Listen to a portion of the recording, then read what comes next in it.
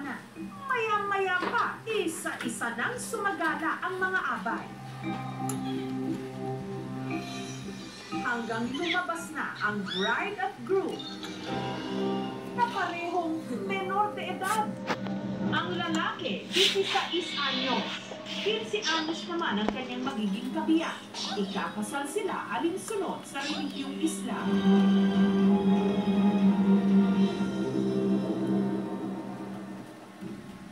Limang araw matapos ang kanilang pag-iisang bigtim, Ibon, isang tituyo ka to na. pansamantalang munang nakatira ang bagong kasal sa bahay ng bride. Si Princess at ang mister niyang si Kiko, hindi nila mga tunay na pangalan. Kasi ang babata pa namin, tapos nag-aaral pa kami. Baka yun na yung kapalaran na kaming dalawa talaga. Ang relasyon ng dalawa, nagsimula lang daw sa biruan nung buyuin si Kiko ng isa niyang kaibigan na ligawan si Princess. Yung tito niya po kasi, ex po nung ate ko, tsaka doon po kami nagkakilala. Tinutokso po kami na mag-kuhan kami. Hindi ko po, yun po yung maganda. Maganda po yung pakitungo niya sa akin, tsaka po mabait.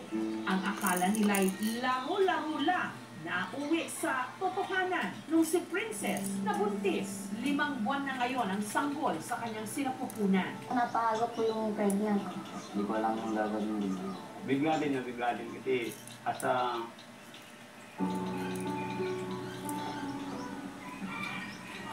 Okay lang po po.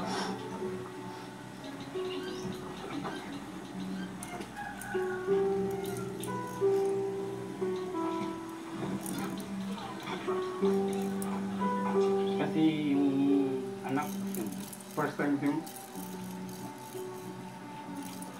Pit. Islam kasi mo. Once kasi na ganyan yung nangyari mo, kailangan talagang idaan sa kasal.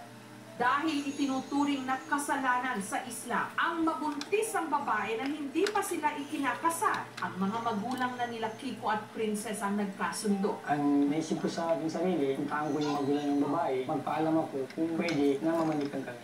Ang pamilya ni Kiko nagbigay ng 30,000 pesos na dowry o kabayaran sa pamilya ng kanyang magiging kabiyak. Hanggang sa itinakda na nila ang araw ng kasal. Masaya na kinakabahan. Gusto ko magandang kasama. Sobrang tuwa kasi ang sa parents lang kasi kung anong gusto ng anak nila, yun talaga. Hindi lang sina Kiko at Princess ang mga menor de edad na ikinakasal sa kanilang bayan sa buwang ito.